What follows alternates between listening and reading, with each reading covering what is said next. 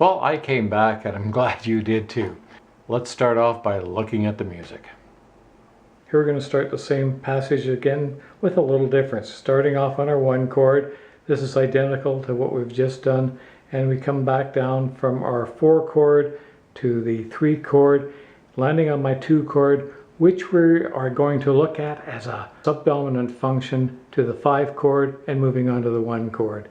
So we end up with the minor third, the E flat, as our melody. It'll drop a half tone onto the 13th of the F13th chord and drop a whole tone onto the major ninth of our B flat major 9 chord. Let's look at our new B flat pattern. Starting off the same way we did in part 1. Looking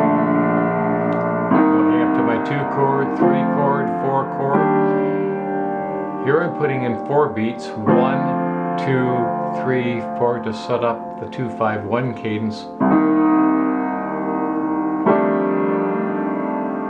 And into the tonic. Let's just take a closer look at that cadence. There's my 2 chord. Same way when I was approaching the 1 chord, only we're going to take it to the 5 chord.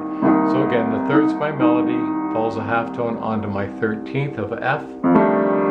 And let's take a closer look at that. There's my F bass note, the 7, the 9, my 3rd, which gives me my 10th, and of course the D is my 13, and it'll drop a whole tone onto the major 9 of my B flat major 9 chord.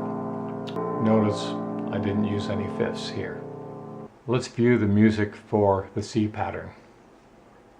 So here we have the same pattern in the key of C, starting on our 1 chord C major 7, 2 chord D minor 7, 3 chord E minor 7, up to our 4 chord, and coming back down again, and here we have the F, which is the minor third of our 2 chord, starting the sequence of our cadence coming into our 5 chord. This will drop a half tone onto the 13th of our G13th chord and dropping a whole tone to become the major 9th of C. Let's listen to that on the piano. In playing this pattern in C, we of course have nothing but white notes, so we start off the same way as we did before. 1, 2 chord, 3 chord, 4 chord, 1, 2, 3, 4, my subdominant D minor 7 chord, 1, 2, G13, E being my 13, and onto my 1 chord, 1, 2, 3, 4. Again, I didn't use any fifths. Not that I couldn't have. I could have put a fifth in my right hand, but if I was working with a cheap electric piano or an old acoustic piano that sounded like a tin can, I probably wouldn't be putting any fifths in anywhere around here. You say, well Dave, I've seen people play fifths down here, what's the problem? Well, absolutely not. If I just come in cold turkey and play 1, 5, 10 major 7 melody, absolutely nothing wrong with that. In fact, if I already established that weight in this area, I could approach the tonic by stylistic parallel fifths. I do something like this. Absolutely nothing wrong with that. Fifths being the second strongest interval, octaves being the strongest interval, but fifths are a very close second. They can shift the weight easily to one way or the other. So we look at fifths as you would the doctor scale. They have that little counterweight that you can move to the right or the left to get that little arrow right in the right spot. Likewise, the fifth is the same principle. We use that as weight distribution. If we want more weight to the left, we put the fifth in. If we want it to the right, if we want it a little lighter or not at all. So if I'm approaching my 2 chord with this voicing, 2, 5, and hear the weight shift over, listen to the difference without putting the fifth in. And again, I could have put it in the right hand without any problem. Now let's step up to the minor third and look at the notation for E flat. As we look at the E flat major pattern, we are now a perfect fourth above where we started. This is where we're going to start to introduce fifths and maybe shuffle around the sevenths a little bit from a balance point of view, but I'll explain that in a second. So this is what the E flat major pattern will look like, starting of course on our 1 chord E flat major 7, 2 chord F minor 7, up to the 3 chord G minor 7, and as high as the 4 chord and back down again.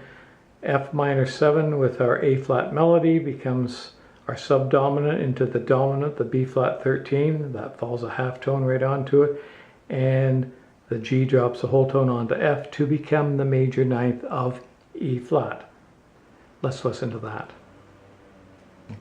Okay, E flat, I'm going to start off the same way as I did in part 1. Even the 2 chord I'm going to keep it the same without any fifths.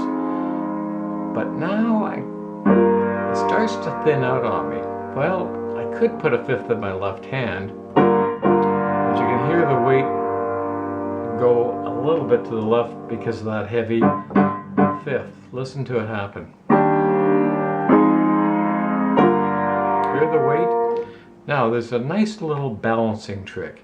Whenever I'm playing a G minor 7 chord, you probably notice that I'm going to take the 5th and I move it up to the 7th, and I take the 7th and I move it down to the 5th. A little better distribution of the notes, and it works better balance wise. Now let's listen to it walk up to my 3 chord. 1.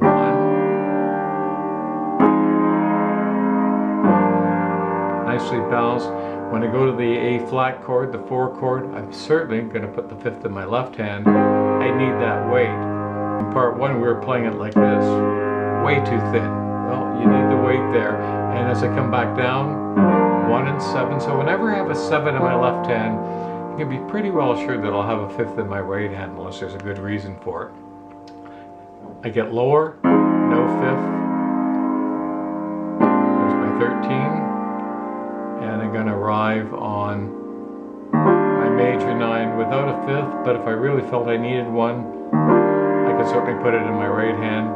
Probably still would not put it in my left hand at this point. Here we have the F. We'll probably add the 5th in our left hand at this point, but we'll take a look at that in a second. So again, our 1 chord, 2 chord, 3 chord, 4 chord, walking back down like we've done so many times before, to our 2 chord, G minor 7, sets up the C13, subdominant, dominant, and driving into the tonic 1 chord, our F major 9 chord, with the G of course being the major ninth. Let's take a listen to that. Just by raising the pitch from the E flat a whole tone up to the F, more voicing considerations need to be examined. I'm going to start off my pattern with a 5th in my left hand. I really feel I need the weight there. Again, if I decided that that was still too heavy, I have the option. The 5th is flexible, left hand, right hand. I could have put it there. Or if I really wanted it lighter, not at all, like we did in part 1. But I'm going to opt to put it in my left hand. When I go to my voicing of the G minor, again, the 7th will be in my left hand, the 5th will be in my right hand. Same thing when I go to my A minor 7 chord. I could play 1-5 with the 7 in my right hand. Not bad, but I think putting the 7 in my left hand and the 5th in my right hand, I'm going to get a better bang for my buck. When I step up to the B flat chord, I'm now past my safe low limit. What's that? Well, that's where looking at the overtone series would help you understand that. But it means I could put a 3rd down here if I really wanted to. At this point, it depends on the instrument that you're on. If the piano isn't that good, then you want to keep it thin. You don't want things to muddy out. But this piano will actually handle the whole chord in my left hand if I wanted. But then I could opt to take the 5th out, play that, play different combinations. The idea is that you pick the weight distribution that's going to sound right for you.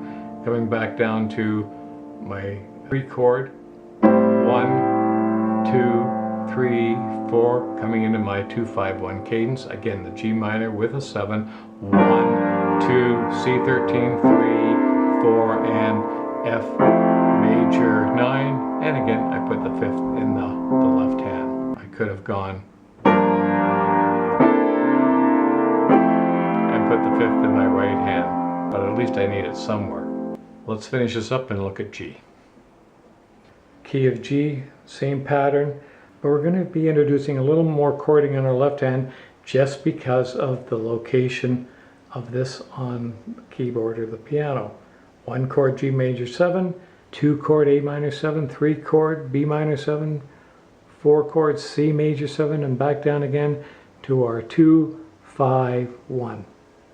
Let's give that a listen to. No, I'm really higher up on the piano, and I definitely need more weight than I had when I was down here where it's rich and heavy. Here I need a lot more going for me. So I'm going to start off with 1, 5, 10, major 7 on my melody. When I go to my A minor, like the G minor and the A minor, I pretty well always put the 7 on my left hand, the 5th in my right hand. I'm coming to my B minor 7 chord. I could have the 5th in my left hand with the 7 in my right hand. That gives me weight. I personally prefer this. And if I wanted more weight, I could actually add some more notes. When I go up to my 4 chord, the C, I tend to throw everything in. If I felt that was too much weight, I could pull some out. Whatever the market will bear. Just remember, the higher you up on the piano, the more you can duplicate and the more you can put in. The opposite is true the lower you are on the piano. My 4 chord, my 3 chord, 1, 2, 3, 4, 1, 2, 3, 4, 1, 2, 3, 4. Now, of course, you're probably thinking, oh gee, you're playing most of these chords with the 3rd as the melody. I mean, that's not the case in the real world. But the structure that supports it is. Let's take a look at G minor 7. I was playing the 3rd as my melody, but I could have played the 9th as my melody. I could have played the root as my melody. Could have even reached up to the 11th.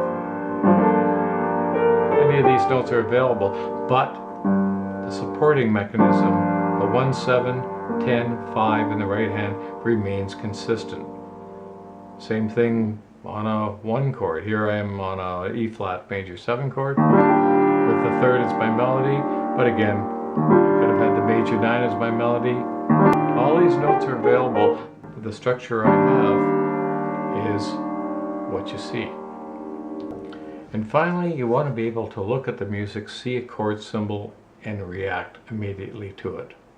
You want to be able to look at a chord symbol with the melody and be able to grab it immediately, like this.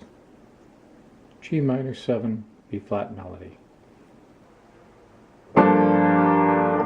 A flat major 7 with a C melody.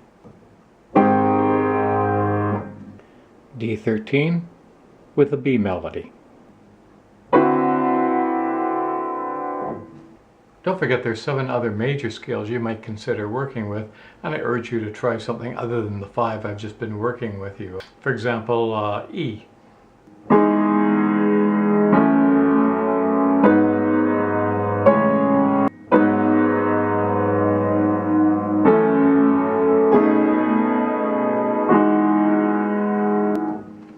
How about D flat?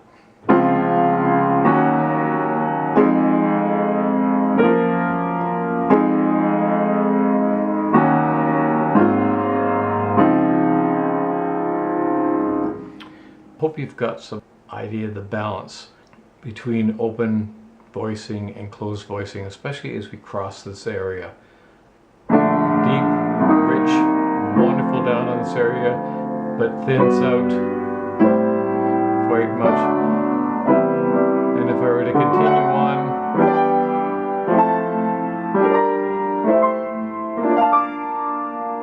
everything in for the weight down here, and much more care in the voicing in the lower area of the piano. Well, I hope my tutorial on patterns and shapes and getting it all together has helped you out, and just work with it, and I think you'll find that you can get around the keyboard a lot easier. So until next time, bye for now.